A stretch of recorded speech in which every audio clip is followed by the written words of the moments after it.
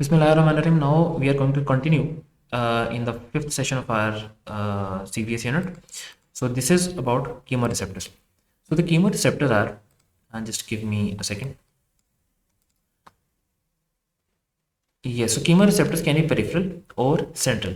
The peripheral chemoreceptors are the carotid bodies and the aortic bodies. We have talked about them in the last session. They're stimulated by the decreased PO2. But remember that when we were talking about the aortic bodies or the carotid bodies, we talked about them in the reference of pressure sensation, right? Uh, like these are the things. I think there was some table over there.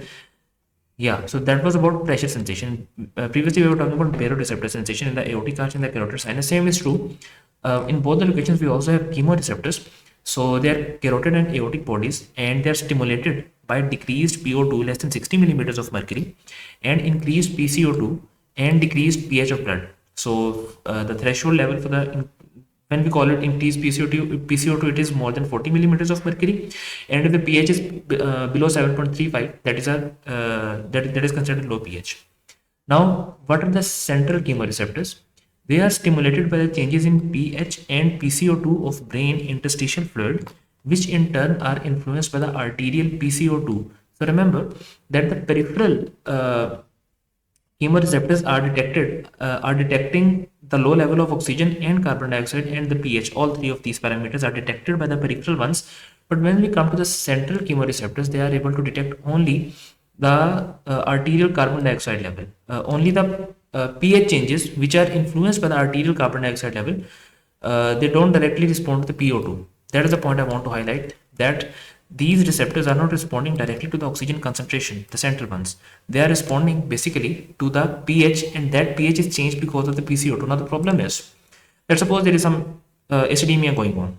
Let's talk about that situation. The pH is low, right? The pH is low, which means that our blood has excessive amount of H positive ions. Right now, these H positive ions, they cannot enter the brain. Why can't they enter the brain? Suppose this is our brain. It looks something like this, and this brain is shielded by the blood-brain barrier.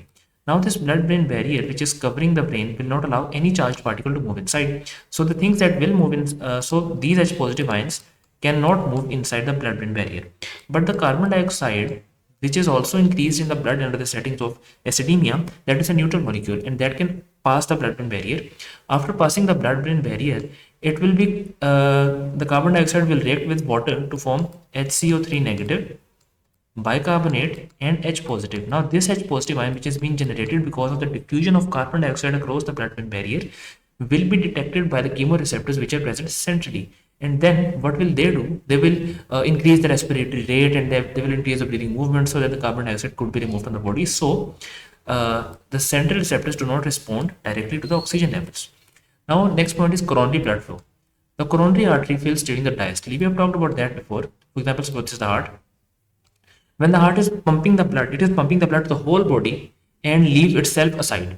And during the diastole, when the heart is relaxing, it is the time when the coronary vessels are filled. Like coronary vessels are filled only when we have diastole, so they become filled and they supply the heart.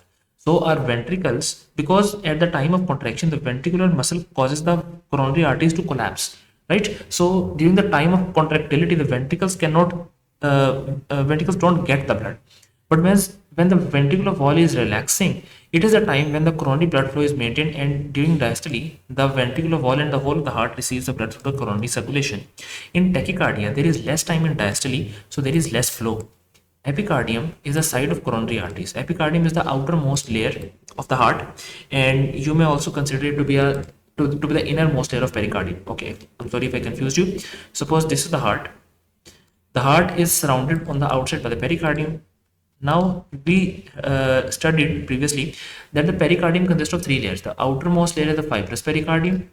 Inside the fibrous pericardium, we have a double layer, a parietal pericardium, which is adherent to the fibrous pericardium, and there is a reflection that is called as the visceral pericardium. This visceral pericardium, in fact, is the epicardium, right? So I hope I have clarified the concept about that. Subendocardium is the innermost layer, receives the smallest amount of blood flow. And suppose now let's suppose this is the cut section of a ventricle, and like this.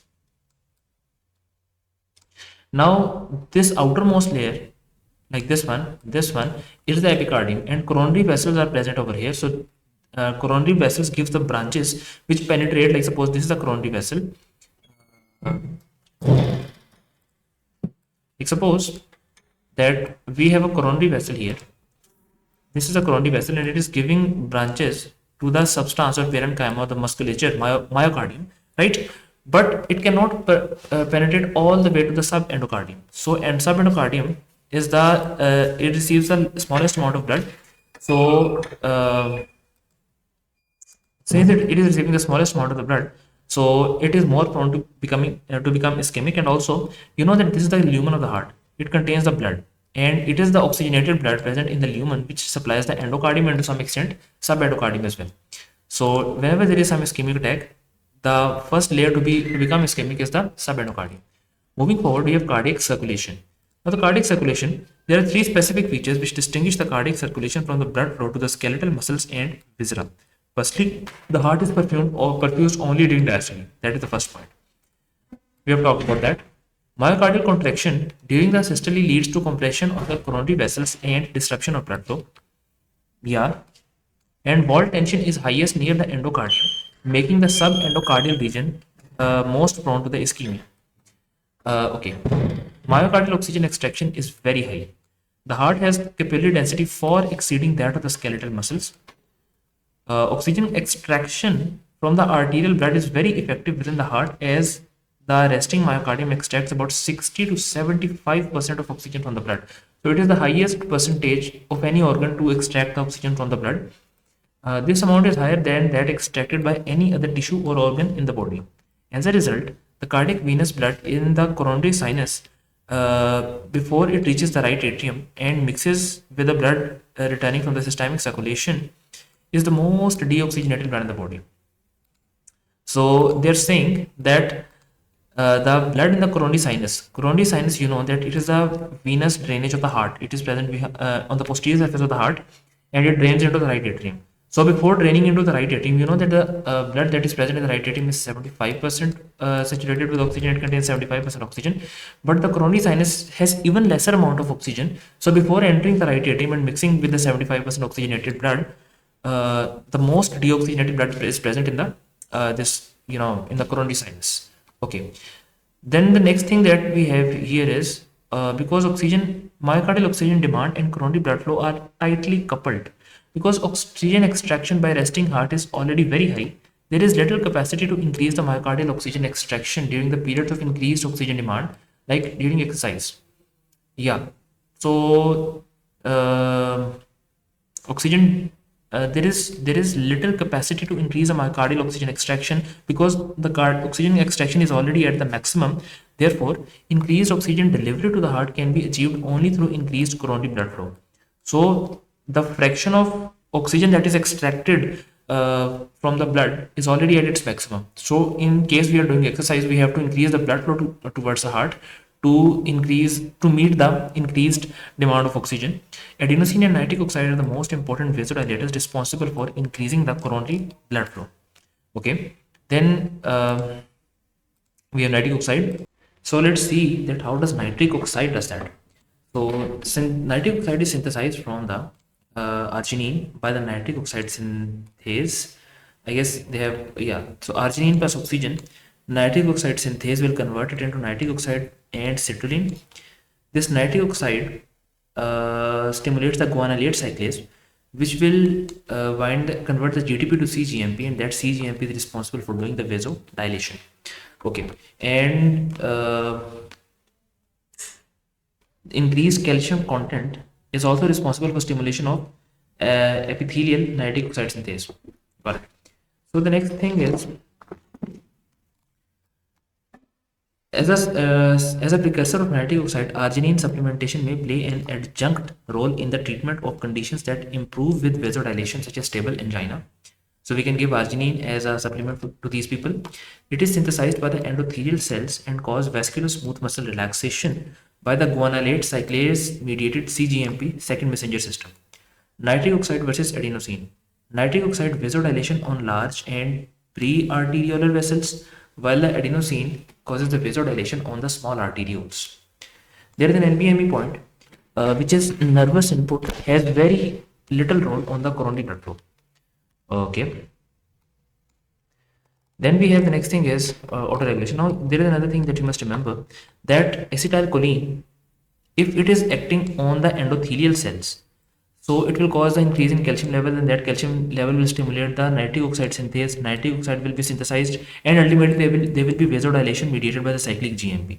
But in the cases when there is some erosion to the endothelium, maybe there is some damage to the endothelium, and acetylcholine can act directly on the smooth muscle cells, then it will act on the muscarinic receptors. I guess these are M3 receptors or something. Yeah, M3.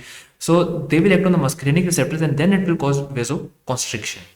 So remember, acetylcholine, if it is acting through endothelium, it will cause vasodilation. But if it is acting directly on the smooth muscle cells of the blood vessels, then it will cause vasoconstriction, and that is something that we see whenever there is erosion of the endothelium, I guess during the atherosclerosis or some other processes. But you must remember that endothelium has a protective effect in avoiding vasoconstriction or in causing vasodilation in response to acetylcholine and increased calcium influx. So what is autoregulation?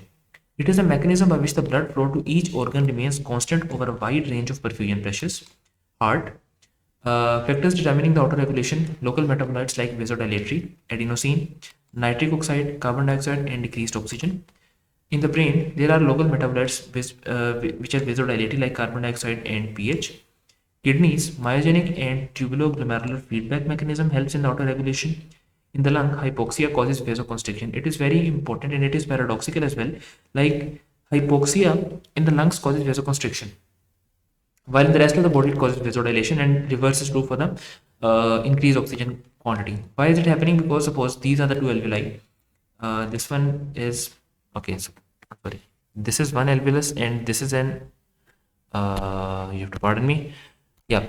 So suppose this is one alveolus, and here we have another alveolus, and these are supplied by the blood vessels. Now suppose that the blood vessel which is supplying this alveolus A has decreased blood flow, right? There is hypoxia, and this blood supply, because of some reason, maybe there is okay, let's think of a scenario.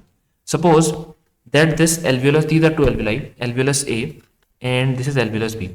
Now suppose that this alveolus has somebody has swallowed peanut, and that is obstructing the bronchus that is supplying this alveolus A. So this alveolus A has decreased level of oxygen, and this alveolus B has increased or normal level of oxygen. Now the blood vessel which is supplying this alveolus A will undergo vasoconstriction in response to this hypoxia, so that more and more blood could be shifted to the alveolus B for proper oxygenation, so that maximum amount of oxygen could be extracted from the lungs. So this is why this hypoxia mediated vasoconstriction is beneficial in the lungs, and reverse is true in the body. So hypoxia causes vasodilation in the systemic circulation, while vasoconstriction in the pulmonary circulation. Then we have skeletal muscles. Local metabolites during exercise are lactate, adenosine, potassium, hydrogen, and carbon dioxide. They cause vasodilation, and at rest, sympathetic tone maintain the blood vessel tone. Okay. Then we have skin. Sympathetic stimulation is most important mechanism, and that helps in temperature control. Note, the pulmonary vasculature is unique in that hypoxia causes vasoconstriction, so that only well ventilated areas are perfused. In other organs, hypoxia causes vasodilation. Carbon dioxide, H positive, adenosine, lactate, and potassium, chalk, they are the local metabolites of skeletal muscles, and I guess all of them are vasodilators. Then we have pressure volume loops of the cardiac cycle. So firstly, the y-axis of the pressure volume loops is giving us the left ventricular pressure, and the x-axis is giving us the left ventricular volume. So our whole focus is basically confined to the left ventricle alone. Whenever we'll talk about systole or diastole, we are excluding the atria out of our discussion. The only thing that we are discussing right now is the ventricles, right? Now let's start on the point A. It is when the mitral valve closes. Like suppose this is the left ventricle. It looks something like this. Okay. Yeah, this is the left ventricle, and it is covered by the mitral valve, and there is a blood vessel that is called aorta which is leaving this, and it is covered by the aortic valve. Now at the point A, the mitral valve will close. Now when the mitral valve is closed, it means that the ventricles have are filled with the blood, and the like the blood that was entering from the left atrium to the left ventricle has filled the ventricle, and now the mitral valve is closed, right? Now from point A to point B, it is called as isovolumic contraction. Like the volume is not changing, and the walls of the ventricles are moving inside. The same volume of the blood remains in the ventricles, but the wall tension is increasing because it is the duration of systole, ventricular systole, that the walls have started contracting, but still the aortic valve is closed. So this is the point of from point A to point B. You can see that the blood pressure has reached this point. Now the aortic valve opens and the contraction is still going on, and a maximum of 120 millimeters of mercury is achieved over here at this point. And then from point B to point C, the blood is leaving the ventricles and is entering the aorta, right? So at the point C, the aortic valve closes. Now we have isovolumic relaxation, which means that the blood has left the ventricle and the aortic valve after the systole is complete. Now it is a start of diastole, that the ventricular wall has started moving outwards, right? And nothing is entering inside the ventricle. So this is the point of isovolumic relaxation, and from point C to D, it happens there. And when the blood pressure falls at this low level, like I guess 20 or something, then the mitral valve opens. And when the mitral valve opens, so the blood starts entering, and it is also isovolumic filling. It's not isovolumic, it is the filling of the ventricle. So yeah, the pressure remains same in this time frame. So I hope that I could clarify some concept in that. Now let's remove this, and now let's read that explanation which they have given. So they are saying that from point A to B we have isovolumic contraction, and from point B to C we have ventricular ejection. Both of these things are ventricular systole. From point C to point D we have isovolumic relaxation, and from point D to point A, like from here to here, we are having ventricular filling, and this is ventricular diastole. The mnemonic is MAM COCO. So MAAM, and close open open, close open close open. So this is the MAM COCO mnemonic. Then we have this very important pressure volume loops. So now let's talk about them. I think we have to split them into parts so that we can understand them. So the very first thing is the black loop represents the normal cardiac physiology. The black one is this with the big black arrows.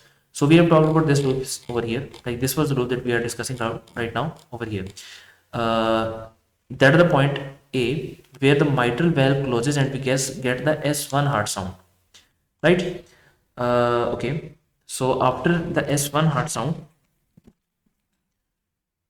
okay. So the mitral valve closes and we get the S1 heart sound. Then this is the point where the aortic valve opens, and the pressure is still rising until and unless it reaches this point of 120 millimeters of mercury, and then at this point aortic valve closes and we get an S2 heart sound, right? Then there is isovolumic relaxation, and at this point mitral valve opens. If there is some systolic failure, or there is some problem which elicits the S3 heart sound, mostly it is the systolic failure which causes the S3 heart sound to be there. So the S3 heart sound will come right after the mitral valve opens. Why does the S3 heart sound comes? S3 heart sound is basically there because there is already some volume of the blood inside the heart, and when more blood comes, so there is a slushing sound, and that is S3, and that comes immediately after the S2 heart sound. Like it comes after S2 heart sound, and after some while, if the sound is like S4 heart sound comes before S1, like immediately before S1 heart sound, and that is the S3 heart sound. Like suppose this is the ventricle, and ventricle is filled with the blood. Now as the mitral valve opens, atria are not contracting yet, but the mitral valve is open, so blood starts pooling into that. So when this blood starts entering the already filled cavity, so there will be a slushing sound, and the S4 heart sound is corresponding with the atrial contraction. Like suppose and that S4 heart sound comes when there is diastolic failure, when the ventricular wall is very thickened, and in the cases of hypertension or aortic stenosis or something. Now there was some blood that was entering. When the atria contracts, there is a gush of blood that should enter the ventricle, but because the ventricular wall is too stiff, so the blood strikes the wall of the ventricle, and there is a S4 heart sound. So that comes immediately before S1. Yes, because you know when there is atrial systole, immediately after that we have ventricular systole. So you must remember the location of these points. Now, this blue curve is telling us what will happen if there is increased systole, increased afterload. I'm sorry. Now, if there is increased afterload, it means that the heart has to pump against a higher pressure, right? Suppose there is increased there is hypertension, or maybe there is aortic stenosis. So the mitral valve will open at the same point, but to meet the, like suppose this is the ventricle, right, and this is the aorta. Now the blood pressure in aorta is suppose 150. Normally it is 120, but suppose it is 150. So instead of opening at 80 millimeters of mercury, the aortic valve will open all the way over 140 millimeters of mercury, right? Because why does the valve close, or why does it open? Like suppose this is a valve, aortic valve does not look like this, it is upside down, it is looking like this, right? Now there is a pressure on above the valve, and there is pressure coming from below the valve. The pressure coming from above the valve, I'm talking about aorta specifically, it is causing the aorta to close, right? And the pressure which is being exerted by the ventricles from below is trying to open the valve. The valve will not open until and unless the pressure coming from below is higher than the pressure that is exerted from upwards. That is why in cases of increased afterload, we need a higher amount of pressure to open the aortic valve, right? Then after the aortic valve is open, the blood will flow, but this valve will close at a higher pressure. You know that at this point the valve was closing at like some 100 millimeters of mercury, but uh, yeah, but in the cases of increased afterload, this pressure is so much that the aortic valve will open transiently and then immediately it will shut down because of that increased afterload. So this is the point, like at 130-ish millimeters of mercury, where the this is a hypothetical scenario, but I'm talking about these values, where it closes and then all the way down. So basically there is no change in the opening of the mitral valve and its closure. The problem has come in the opening and closure of aortic valve, right? And the area under the curve is also decreased, which means that the stroke volume is decreasing. Okay, I hope that I have not transcended my limits. I think it is the stroke volume which is depicted by the area under the curve. Then the next thing is, if we have increased contractility. No, before that, let's talk about increased preload. Now, in increased preload, think about the situation. In increased afterload, it was the aortic valve opening and closure that was being altered.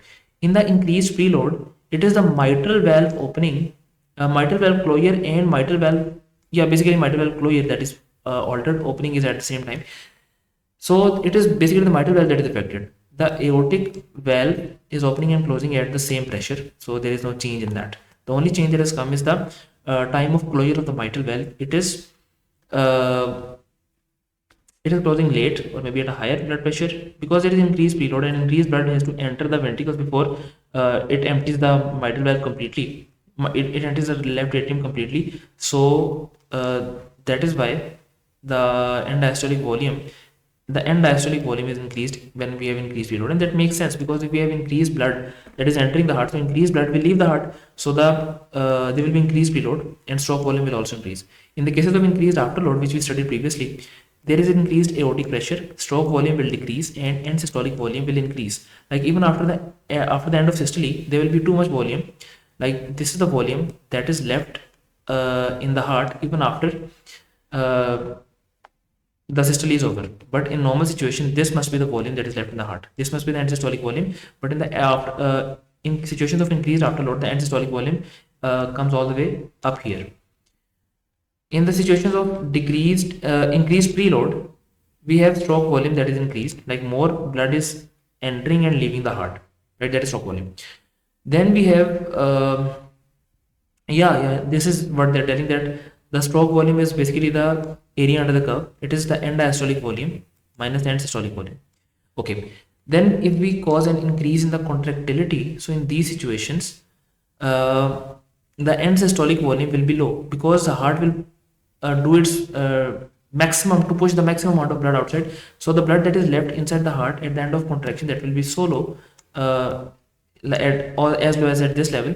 So the stroke volume will definitely increase, ejection fraction will increase, and systolic volume will decrease. So you must remember these things. And now we'll talk about the BNB graphs of isolated conditions. So phases of the left ventricle. Firstly, we have isovolumic contraction. period between the mitral valve closing and aortic valve opening. That is the period of highest oxygen consumption. Isovolumic contraction. This first part is the area of highest oxygen consumption. Then we have systolic ejection. Period between the aortic valve opening and closing. This one is between the aortic valve opening and then closing. Then isovolumic relaxation. It is a period between the aortic valve closing and mitral valve opening. Then comes the rapid filling. Period just after the mitral valve opening, like till here is the period of rapid filling. And then phase 5 till here is the reduced filling period just before mitral valve closing. There is a Uworld point that increased end systolic volume, more volume is remaining in the ventricle after contraction. Yes, and that happens in situations which cause an increase in the afterload. Now we have pressure volume loop alterations. Now here you can see that if there is increased preload, so the end diastolic volume, firstly end diastolic volume has increased, and secondly the stroke volume has increased. Stroke volume is the difference between the end diastolic volume and end systolic volume. So we have increase in the stroke volume and increase in the end diastolic volume, right? Yeah. In the situation of increased preload, we have a decreased stroke volume and increased end systolic volume. Normally the end systolic volume should be over here, but it is increased all the way till here, and stroke volume has decreased. Along with that, we have a decreased ejection fraction as well. Yeah, that makes sense because stroke volume is decreased. Then we have systolic dysfunction. In the situation of systolic dysfunction, the stroke volume is decreasing and there is increased end systolic volume, but the pressure loop is not transcended the limits. See the difference between these two. When we have increased afterload, so the pressure barriers, the pressure thresholds have raised also. Like here you can see that this is the pressure at which the aortic valve opens and this is the at which it closes, which is higher than the normal values. In the systolic dysfunction, these values are not changed. The only thing that has changed, or maybe it is closing at a higher value, but basically the thing that is happening is that it is opening and closing at the same pressure. The only change that has happened is that enough blood cannot be pumped out of the heart because of systolic dysfunction. So you must be able to differentiate between these two, and that is very intuitive as well because you can think about it. So moving forward, this is left ventricular volume. If we have decreased afterload, so in this situation, like this is the control group, if we decrease the afterload, so more and more blood can be pumped into circulation easily. So end systolic volume will decrease, right? Whenever there is decreased afterload, there is increased contractility, in other words. So yeah, end systolic volume will decrease. If we are talking about and the pressure levels will also decrease. If we are talking about increasing the afterload, then end systolic volume will increase and stroke volume will decrease, and ejection fraction will also decrease, and the pressure barriers will also increase. Then we have if we increase the preload, so we know that the end diastolic volume will increase and so will be the stroke volume, right? And if we decrease the preload, so less blood entering the heart, less blood leaving the heart, so we have a decreased stroke volume, and diastolic volume will also be low. Definitely that makes sense because we are not making enough blood to enter the heart. And contractility, you must know that in increasing the afterload and in increasing the preload, or even decreasing that or decreasing the afterload, the contractility is not changed. Contractility will remain the same. This line is depicting the contractility. But if we increase the inotropy, now we are changing the contractility. This is the normal one. Then we have decreased inotropy, so stroke volume will decrease. And if we increase the inotropy, the stroke volume will increase, right? So that makes sense. Uworld sodium nitroprusside, it is a balanced dilator. It is very important that it dilates both the arteries and veins.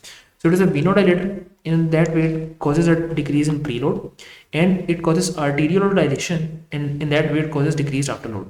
So stroke volume remains constant. Then we have a Uworld point that furosemide diuresis decreases the preload and decreases the end diastolic volume. Nitroprusside affects on the cardiac pressure volume cycle. So nitroprusside, this one, decreases the preload, decreases the afterload, both of them. So I guess the blue one is the normal one, right? So this is the afterload decrease with the nitroprusside. So you know that afterload, that was pressure at which the aortic valve opens and then at which it closes, depicts the afterload. So that has decreased, right? and left ventricular compliance is unchanged. This is the compliance, that the ability of left ventricle to allow the blood to enter it is okay, it's not changed. The only thing that has happened is because of decreased afterload, uh, the that the afterload is decreased when we give the nitroprusside. And also you see that I guess the stroke volume is also slightly decreased. Why so? Because the nitroprusside is a venodilator as well, so that decreases the preload. Less blood is entering the heart, so less blood is leaving the heart, so there is also a difference in the preload. Okay, so this is a diastolic heart failure. In diastolic heart failure, the problem is that heart cannot fill properly because of stiff ventricles. So the preload, basically the stroke volume decreases because the compliance of the ventricular wall is low. So in a the compliance is low, so the stroke volume is pretty much the same. It is not changing a lot, I think so. Yeah, why hasn't that changed? The baseline pressure is higher in the heart, but the stroke volume is same. If there is preserved contractility, yeah, there is preserved contractility. And in diastolic failure we have decrease in compliance, and in systolic heart failure we have decrease in contractility. So you can see that stroke volume is decreased, and yeah, and systolic volume and diastolic volume has also increased too much because the blood is not leaving the heart, so most of it is still residing inside the heart. So it is the situation in the systolic heart failure. Then we have in aortic stenosis, again increased afterload, we get this curve. In aortic stenosis we have a hard time to open the aortic valve, and then it closes very suddenly or immediately, so there is a decrease in stroke volume. In aortic regurgitation, the preload, as you can see, the end diastolic volume has increased because in aortic regurgitation, suppose this is aorta and the valve is not patent, so as soon as the blood leaves the heart, it during diastole it comes back. So the preload has increased, right? And the stroke volume has decreased because the blood that is because the total amount of the blood that is leaving the heart is not equal to the blood that was entering it, because due to the regurgitation the blood is coming back. And this is the curve that we get for aortic regurgitation. The isovolumic relaxation is disrupted because it was supposed to be isovolumic, but it is not isovolumic because the volume is entering from the aorta backwards. So that is why it is disrupted, and it gives us a a tinted line. Then tinted line. Okay, then we have mitral stenosis. And mitral stenosis, the preload is low and diastolic volume is low because the mitral valve does not allow atrium to empty completely into the ventricle. That is why ventricle can't fill properly, and we are getting a decreased stroke volume and decreased preload. Then mitral regurgitation, isovolumic disruption. Isovolumic contraction is disrupted because in mitral valve, when the ventricle was supposed to do when the ventricle is filled completely, like suppose this is the ventricle which is completely filled, and now it has to contract, not in this direction. Now it has to send the blood to the aorta, so like this.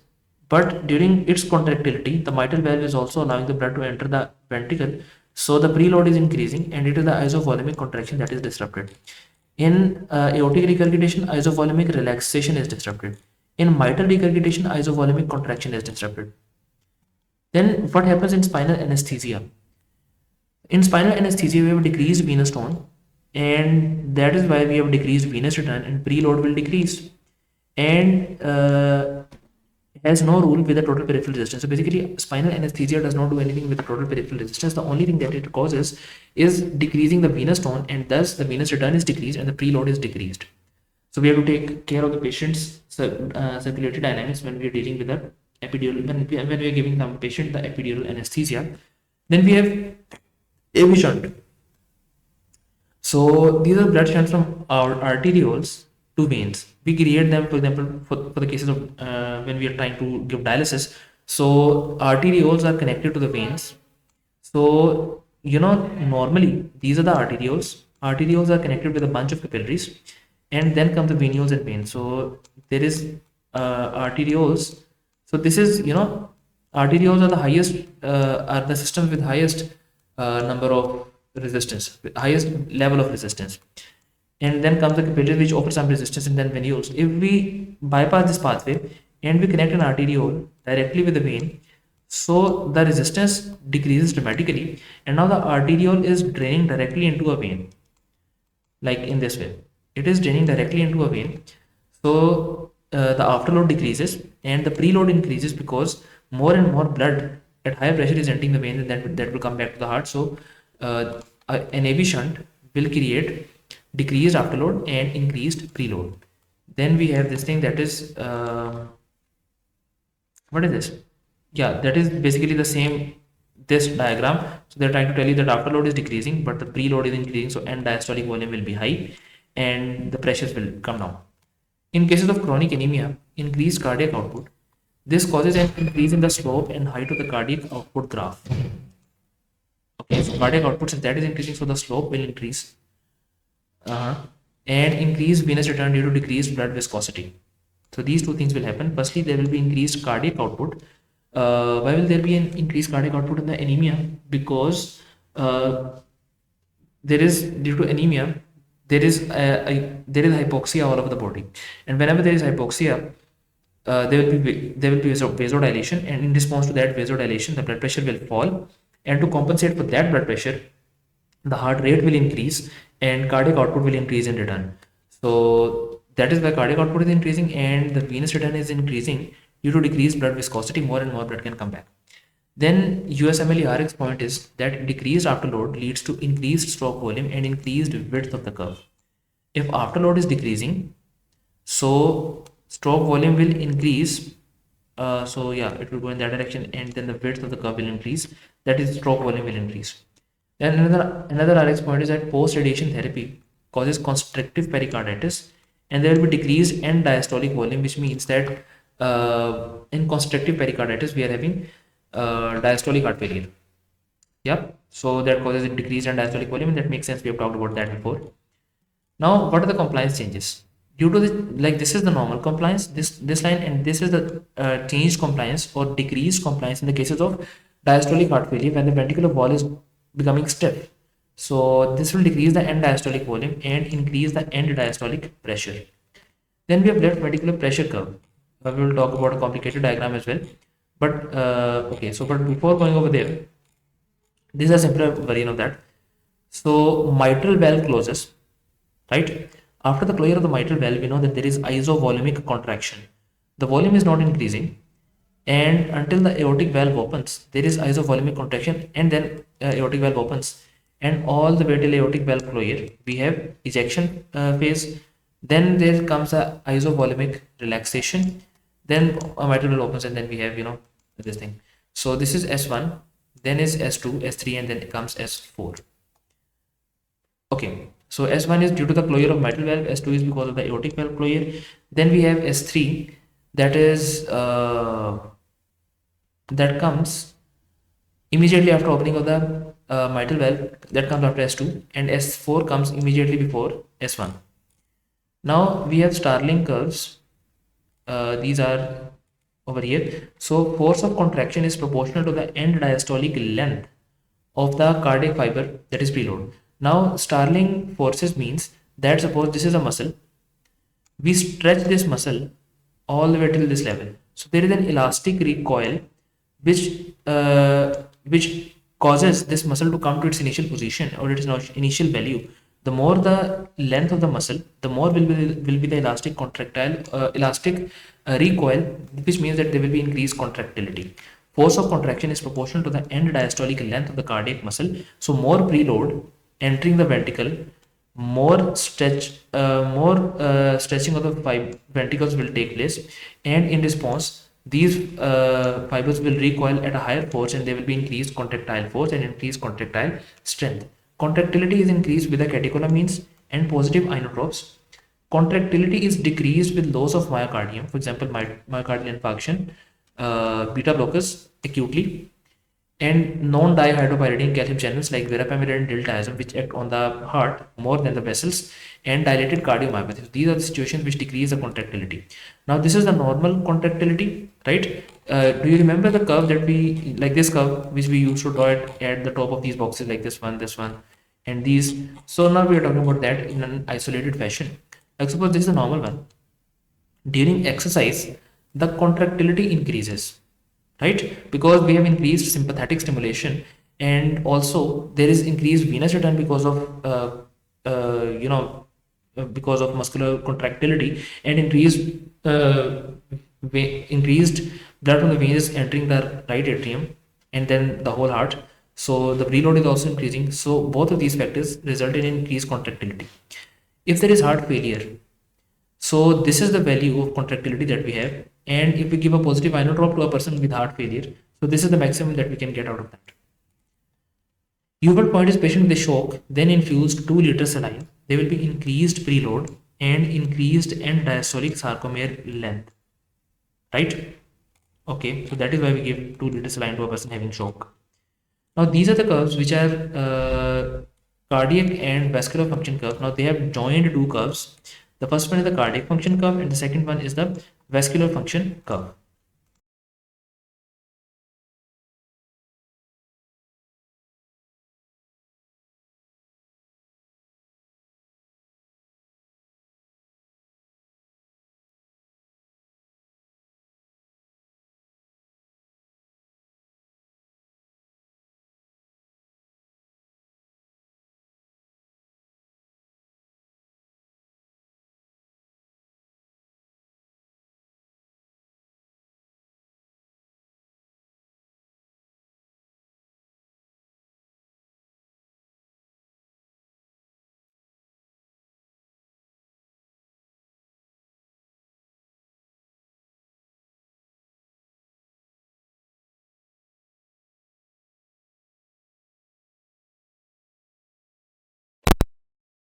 I'm sorry.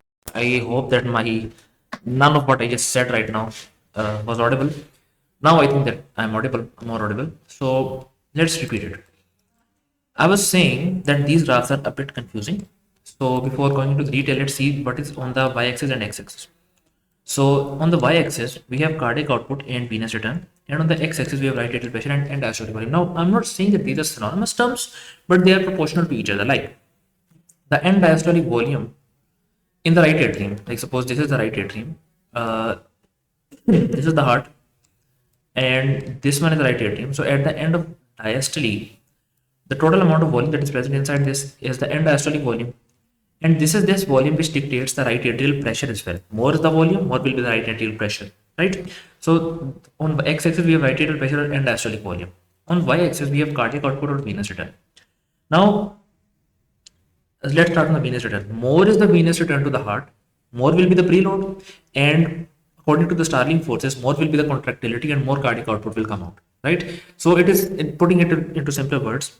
More the blood more blood enters the heart, more blood will leave the heart. So the cardiac output and venous return are proportional. So on the y-axis we have cardiac output and venous return, and on the x-axis we have right atrial pressure or end diastolic volume. Now normally we sit over here, like right now when you are listening to this video and right now when I'm speaking about this video, so that is the baseline. Now this red curve is about the cardiac function curve. As you can see that as we increase the end diastolic volume, this curve is telling us that as we keep on increasing the end diastolic volume, the cardiac output increases until a point is reached when it plateaus, right? Because the heart has a contractile limit. It cannot contract more than that. It cannot expand more than that, right? So up till a limit, more is the end diastolic volume or more is the right atrial pressure, more will be the cardiac output or venous return. That is what makes sense also. Now, this blue curve is the venous function curve. Now it is a bit interesting. Let's suppose when the right atrial pressure is at this point, which is 0, if the right atrial pressure is 0, there is maximum venous return. As the right atrial pressure starts increasing, like suppose the right atrium is initially it was empty, so the right atrial pressure is 0, then it starts filling. So the venous return now initially it was empty. Now when it is this filled, so there is less room left, right? I'm just trying to give you an intuition. So the venous return decreases as the right atrial pressure increases until a point reaches where the pressure inside the right atrium and in the venous system becomes equal. So when the pressure is same, no more blood can enter the right atrium. So this is when this curve reaches the baseline, right? So I hope that I could clarify the concept that this is the venous return and its relation with the right atrial pressure. Now, what is inotropy? We have seen graphs just a few minutes back, and those graphs were telling us that we can increase the contractility by catecholamines, digoxin, exercise. So, while doing that, we have to understand that by if we are increasing the contractility, now we can get more cardiac output with a lesser amount of we can get more cardiac output, right? Think about it. That when uh, yeah, when you are just increasing the contractility and there is no change in the venous return remains the same. So we get a higher cardiac output at lesser venous return. Like the venous return is at this point. Uh, so if we read it here, they are saying that they have given a less confusing explanation to this. They're saying that changes in contractility altered cardiac output for given right atrial pressure. Right? If we increase the contractility, we will get a we will get an increased cardiac output for a given right atrial pressure. Right? If we take this right atrial pressure, like suppose this is a given right atrial pressure, we are getting an increased cardiac output at this point, even at this right atrial pressure, and yeah, and this point will move to this point. Why so? Because when there will be more cardiac output, more blood will enter the circulation, more will come back. So even the venous return come back to this point. So this is what is happening. Then the next curve is, and if we decrease the inotropy, so for a given right atrial pressure, we will have a lower cardiac output. Yes, and more venous return is required to elicit this particular cardiac output. While at this point we know that lesser amount of venous return was needed. Okay, forget about this point because this is the bit. This is where things start getting confusing. So just forget about that.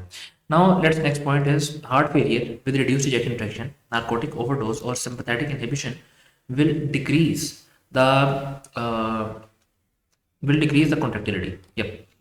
Then we have the second thing, the picture B, that is about the venous return. Now we are keeping the cardiac function normal and we are going to alter the venous return. Now basically, think about it rationally.